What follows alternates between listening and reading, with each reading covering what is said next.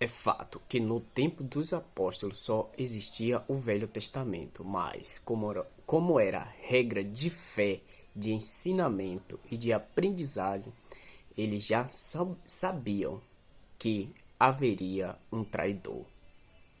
Cria a palavra, a Bíblia é o livro de Deus. Ali é a história de Deus, a história do povo de Deus contada passo a passo, desde a criação até a volta de Cristo. Reflitam na voz do pastor Gilson Brito este dia com Deus e vamos dar mensagem e vamos compartilhar para que outras pessoas também conheçam a verdadeira mensagem do Evangelho. Vamos que vamos.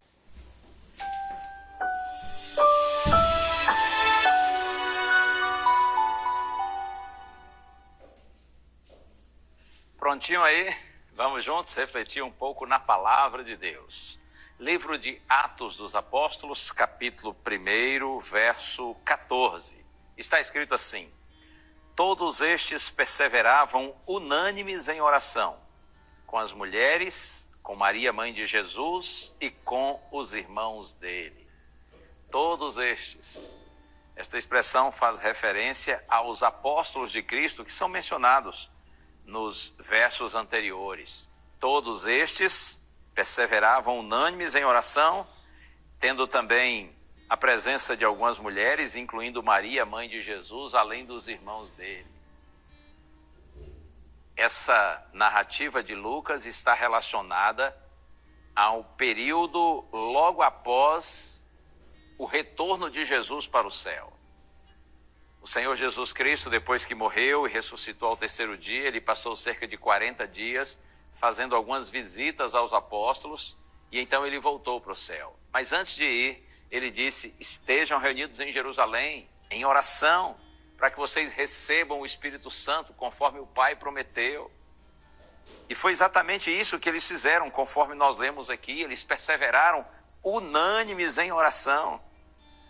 Eles adoravam a Deus por meio da oração e do estudo da palavra do Senhor, além do louvor.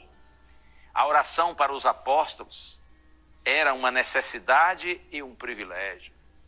Eu poderia dizer que a oração para eles era como a respiração da alma. Do mesmo jeito que fisicamente falando, né? A gente não pode viver sem respirar. No sentido espiritual é a mesma coisa. A oração é como a respiração da alma. Os apóstolos ali reunidos, eles estavam confessando seus pecados a Deus, buscando conciliação e unidade uns com os outros, clamando pela promessa do Pai para que o Espírito Santo fosse enviado, fosse derramado sobre eles para que eles cumprissem a missão de evangelizar o mundo. Tremendo! Eles viveram dias ali especiais de comunhão, de adoração. Eles estavam seguindo exatamente a orientação que o Senhor Jesus lhes deu, e mais do que a orientação de Jesus, eles estavam seguindo o próprio exemplo de Jesus. Aqui no Evangelho de Marcos, capítulo 1, verso 35, está escrito assim: tendo-se levantado de madrugada, quando ainda estava escuro, Jesus saiu e foi para um lugar deserto e ali orava. Esse aqui é apenas um dos muitos exemplos de Jesus durante o seu ministério nesse mundo, em momentos de oração, de comunhão com o seu Pai, conversando com Deus sozinho. Jesus não só disse aos discípulos que eles deveriam orar, mas Jesus exemplificou essa prática. Jesus demonstrou por meio da sua própria vida como é importante viver em oração. E como eu disse, além da oração, os apóstolos também estavam envolvidos com o estudo da palavra de Deus. Eu posso ler aqui em Atos capítulo 1, agora no verso 16, está escrito: irmãos, era necessário que se cumprisse a escritura que o Espírito Santo predisse pela boca de Davi a respeito de Judas, que foi o guia daqueles que prenderam Jesus. Aqui os apóstolos, especialmente Pedro nesse momento, Pedro está fazendo referência ao fato de que as escrituras sagradas já tinham profetizado que haveria um traidor. Em síntese, a Bíblia, a palavra de Deus, era a regra de fé e prática dos apóstolos.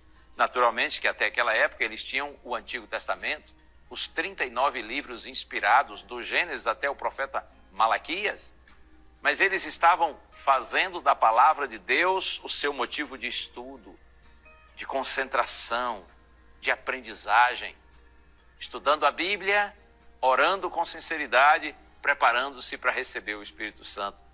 Que exemplo maravilhoso para a gente. Vamos orar?